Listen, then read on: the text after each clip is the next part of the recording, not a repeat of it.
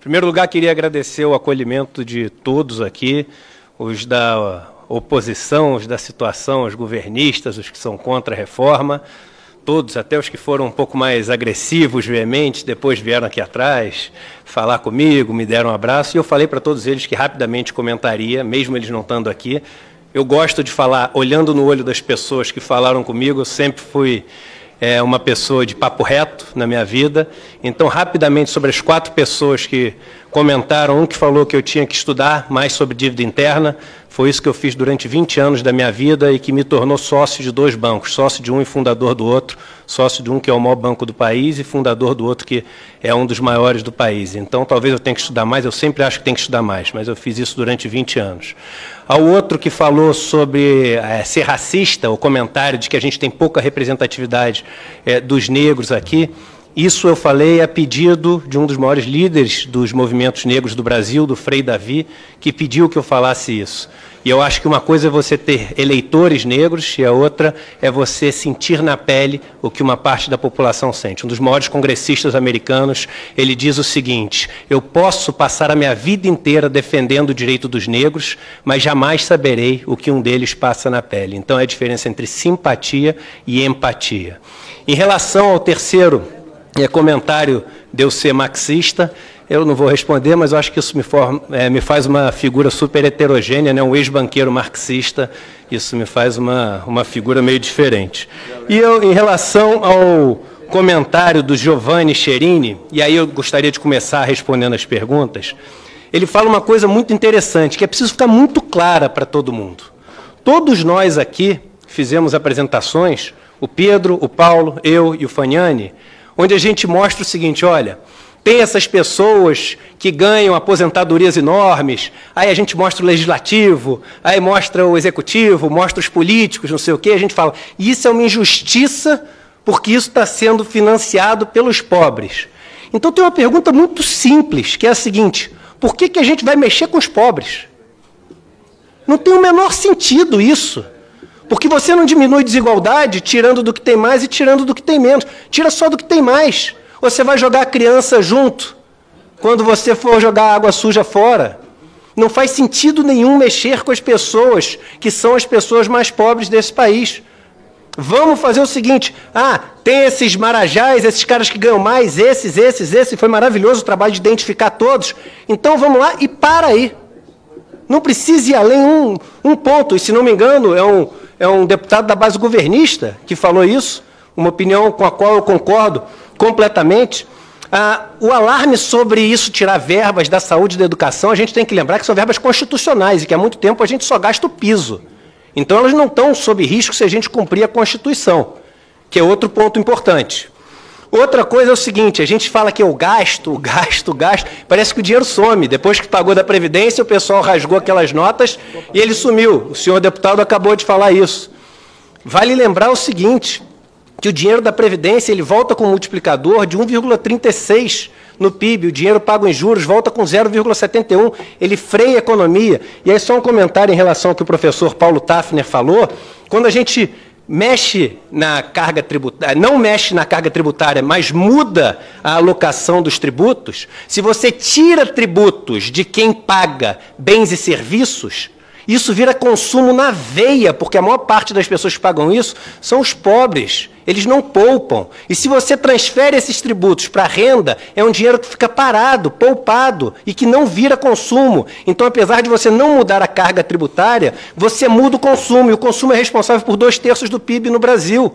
Então, dá sim para fazer diferença sem mudar a carga tributária do Brasil. A gente tem que ficar atento em relação à produtividade, porque o mundo está vivendo uma mudança de produtividade, o Brasil ficou para trás, mas vai mudar agora também, porque as máquinas, os softwares, os algoritmos, os sistemas, eles estão tomando os trabalhos das pessoas, e uma pessoa consegue produzir muito mais.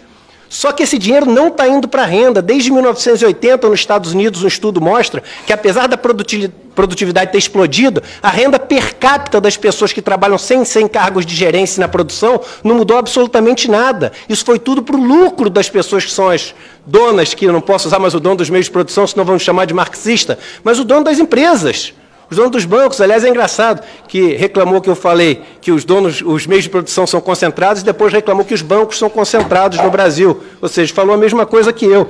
Então, é o seguinte, a gente tem que entender, gente, que essa proposta, do jeito que está, ela não faz a vida de nenhum brasileiro melhor na questão previdenciária depois do que antes. Ninguém sai ganhando. Isso é importante ficar muito claro. Porque muitas pessoas que são mais pobres no Brasil, elas estão achando que a situação delas vai melhorar. E não melhora nem para aqueles que a alíquota baixa, porque ele tem que contribuir por mais 5 anos. Isso tem que ficar claro como água para todo mundo. E aí, se tomarem a decisão de mesmo assim ir, tem que ficar muito claro que, olha, decidimos jogar fora o bebê junto com a água. Por quê? Porque nós damos mais importância à questão fiscal do que essa questão da Previdência. E vamos lembrar que o dinheiro pago pela Previdência, ele vale como um dinheiro de saúde, porque o dinheiro que essas pessoas ganham, elas usam para comprar remédios. Eles valem como educação, porque o dinheiro que essas pessoas usam, eles usam para comprar livros, comprar material escolar. Quando o amigo, o Marcel, do Novo, que veio aqui falar comigo, no final, não, o do Novo era o outro, eu esqueço o nome dele, peço perdão. É Marcel. Mas era o outro do Novo, sem ser o Marcel, o Tiago. O Tiago fala assim, mas a renda, o corte per capita. Gente, eu fiz esse ano, eu nasci e vivi dentro de uma bolha, como a maior parte de nós nasceu e viveu dentro de uma bolha. Esse ano eu resolvi fazer uma experiência de ir morar 1 mês numa comunidade absolutamente carente no interior do Brasil, morando debaixo de lona, morando em teto sem forro, indo trabalhar com eles, dormindo com eles. E quando você vê uma pessoa com 58 anos de idade, você acha que ela tem 80. É uma loucura, é outro mundo. E aí você tem outro ponto que é importante, Frota, eu queria que as pessoas levassem isso de coração, porque eu falo de coração, você não pode comparar os R$100 que você corta do rico com R$100 que você corta do pobre. Existe um conceito em economia que chama-se Decreasing Marginal Utility, ou seja, a utilidade marginal das coisas vai decrescendo. Os primeiros R$100 ele tem valor infinito para uma pessoa pobre. Ele faz a diferença entre viver e morrer, e não faz para uma pessoa rica. Então você não pode comparar a economia de um com a economia do outro, porque qualquer coisa que você tira do pobre faz toda a diferença. Eu acho que a gente deveria fazer, eu acho até irresponsável eu propor qual seria a minha reforma. Um lobo solitário que não tem equipe, que não é patrocinado, que paga as suas viagens, que paga tudo. Eu não sou consultor de ninguém, mas se eu tivesse que opinar, eu acho que é o seguinte, a gente não deveria mexer nada nos pobres.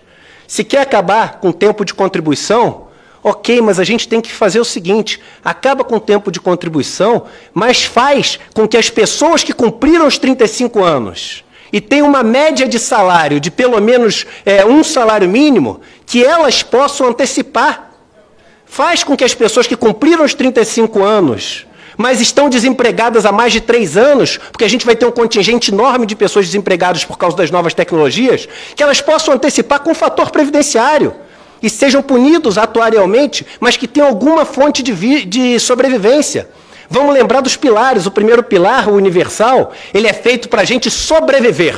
O segundo pilar, o contributivo, é feito para a gente manter o poder que a gente tinha aquisitivo. E no Brasil a gente diz que ele é alto porque o salário é baixo. Os outros países que têm reposição alta são quem? Índia, Indonésia, China, Turquia. Esses países são países que são privilegiados? Não são. É claro, a Holanda também tem, pelo motivo bom. Nós não temos pelo motivo bom, nós temos pelo motivo ruim. Em relação à capitalização, para tentar manter curta a minha fala, eu acho perigosíssimo aprovarem alguma coisa que vem com 2 linhas escritas na PEC, sem nenhum parâmetro. Vai ter um fundo solidário de um salário mínimo. Um fundo como? Quem é que vai financiar? Quem vai poder ganhar um salário mínimo? O que ele vai ter que cumprir? Ou vai ser como o ministro diz, que é o seguinte, quem estiver junto com a gente não vai deixar para trás. O que significa estar junto?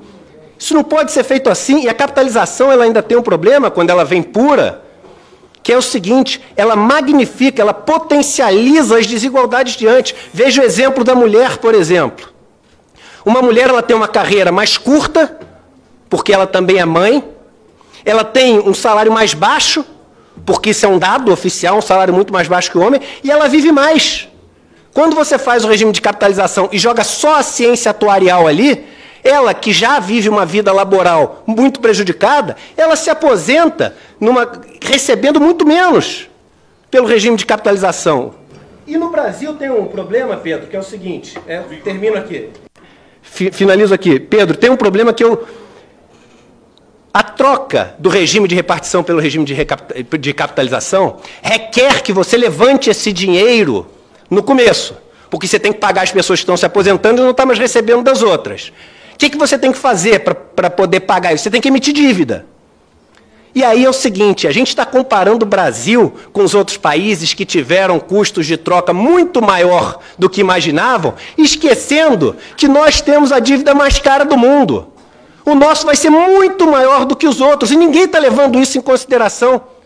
Então, finalizando aqui a minha fala, eu digo o seguinte, que não mexamos em nada com as pessoas mais pobres, que combatamos os privilégios, que sejamos mais ainda rigorosos do que o governo, em vez de cobrar uma alíquota acima dos 39 mil de 22, não sei quantos %, que a gente não permita que ninguém ganhe acima do teto constitucional, que vai fazer uma economia muito maior, e que se a gente resolver acabar com o tempo de contribuição, que a gente acabe, porque realmente hoje em dia existem muitas pessoas que têm 55, 60 anos de idade e têm capacidade de trabalhar e deveriam continuar trabalhando. Mas existe também um Brasil que a maioria de nós, infelizmente, não conhece. E essas pessoas, depois de trabalharem 35 anos, quando conseguem, são pessoas que passaram o prazo de validade, passaram a sua garantia e que hoje deveriam receber de volta o mínimo de dignidade para poder sobreviver na sua velhice. É isso que eu tinha para falar. Obrigado.